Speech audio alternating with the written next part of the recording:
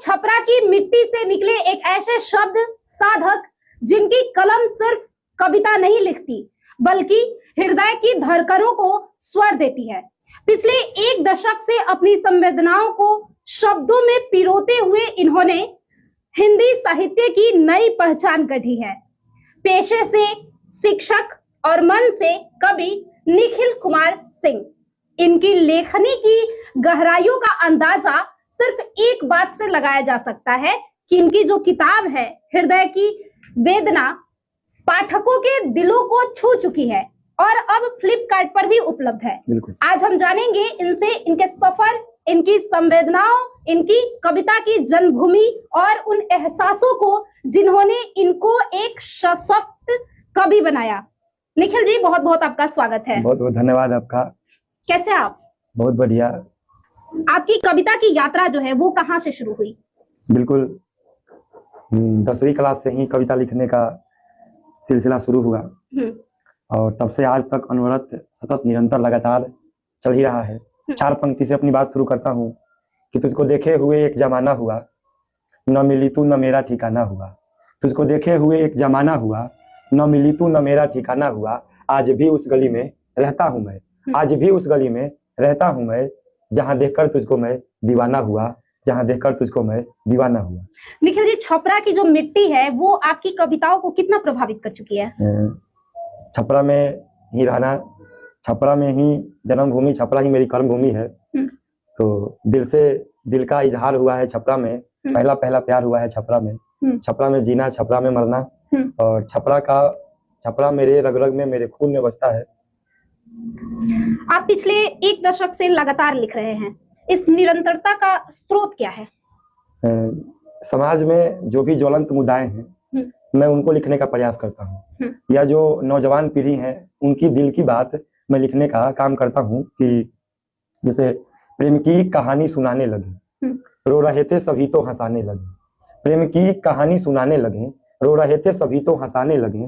दर्द का एक समुंदर है ये जिंदगी, दर्द का एक समुंदर है ये जिंदगी, जिसमें हंसकर के गोते लगाने लगे, जिसमें हंसकर के गोते लगाने लगे, जिसमें हंसकर के गोते लगाने लगे। अच्छा, ये सुन के तो बहुत अच्छा लगा। आप कविता जब लिखते हैं तो दिल की सुनते हैं या फिर दिमाग की? जो भी हम अनुभव करते हैं उसको हम लिखते हैं। तो मोहब्बत में जिसे धोखा न मिले वो शौहर बन जाता है, मोहब्बत में जिसे धोखा मिल जाए वो शायर बन जाता है। आपकी कविताओं में, आपकी रचनाओं में दर्द, प्रेम और संवेदनाओं का मतलब एक अनोखा संगम दिखता है।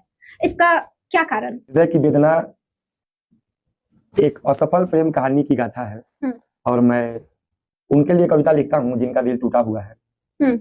मैं 90% आपको जो आशिक मिलेंगे, 90% जो आपको लोग मिलेंगे जिनका दिल टूटा हुआ है, तो मैं उनकी नुमाइंदगी करता हूँ, मैं उनके लिए कविता लिखता हूँ।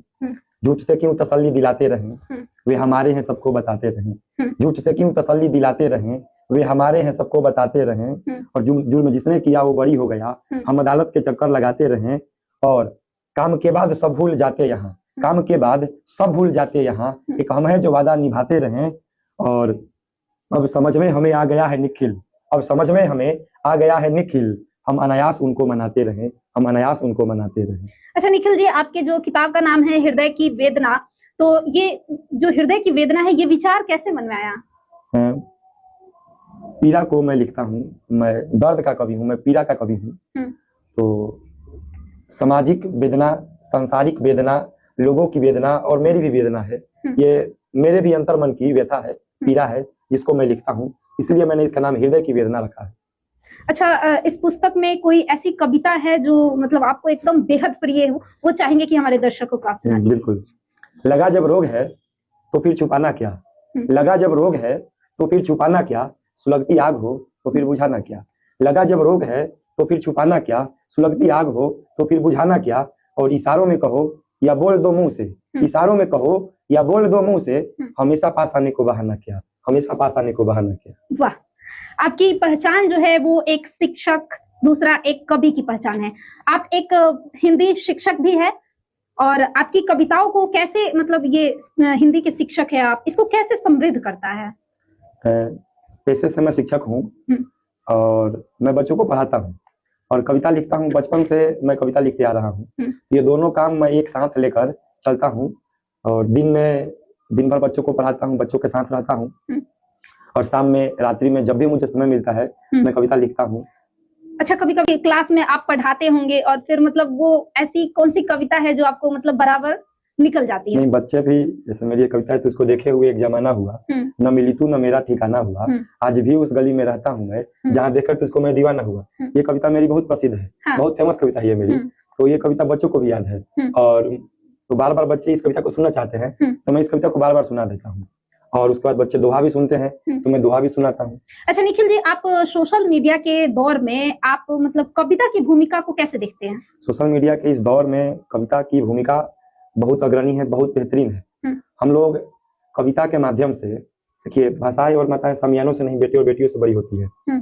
हम लोग कविता लिखते हैं और अपनी कविता सोशल मीडिया पर डालते हैं और समाज में जितने भी मुद्दे हैं, भुखमरी, गरीबी, बेरोजगारी, भ्रष्टाचार, हम इन सभी मुद्दाओं पर कविता लिखते हैं और चाहते हैं कि युवा जागरूक हो और हम समाज को जागरूक करने का, समाज को एक नई दिशा दशा देने का हम लोग प्रयास करते हैं। फ्लिपकार्ट पर आपकी जो किताब है वो उपलब्ध है, तो पाठकों की क्या प्रतिक्रिया है? बहुत सारे लोग जब किताब को फ्लिपकार्ट से मंगाते हैं या ऑफलाइन खरीदते हैं तो व्हाट्सएप पे, इंस्टाग्राम पे, मैसेंजर पे मैसेज करते हैं, किताब के साथ फोटो भेजते हैं और मुझे अपनी शुभकामना देते हैं, मुझे शुभकामना भेजते हैं और मेरी कविता के बारे में, मेरी किताब के बारे में वे लोग बतलाते हैं। प्रेम की बात है, मेरा प्रेम, पीड़ा या फिर उम्मीद? प्रेम, सबसे ज्यादा हम प्रेम पर लिखते हैं और जिसमें संयोग श्रृंगार और वियोग श्रृंगार दोनों पर मैं बराबर रूप से लिखता हूँ। जब लोग आपकी कविता को पढ़कर रो पड़ते हैं, मतलब ऐसे जब जहाँ पे प्रेम हो वहां पे तो दर्द छलकना ऐसे सिंपल सी बात है, तो और कई लोग तो मतलब मुस्कुरा भी देते हैं, तो फिर उस वक्त आपको कैसा अनुभव होता है, कैसा लगता है आपको?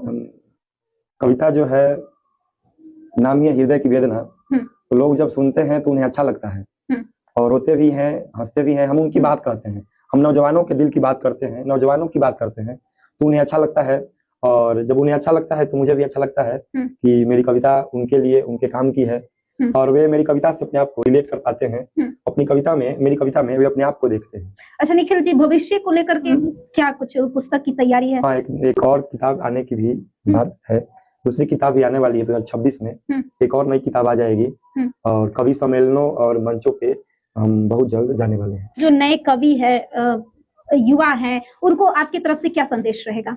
बिल्कुल, हिंदी को खूब पढ़ें, हिंदी को खूब पढ़ाएं, हिंदी को खूब पढ़ना है, हिंदी को खूब पढ़ाना है, लोगों तक हिंदी को पहुंचाना है। यदि हम हिंदी को लोगों तक पहुंचाएंगे, हिंदी समृद्ध होगी।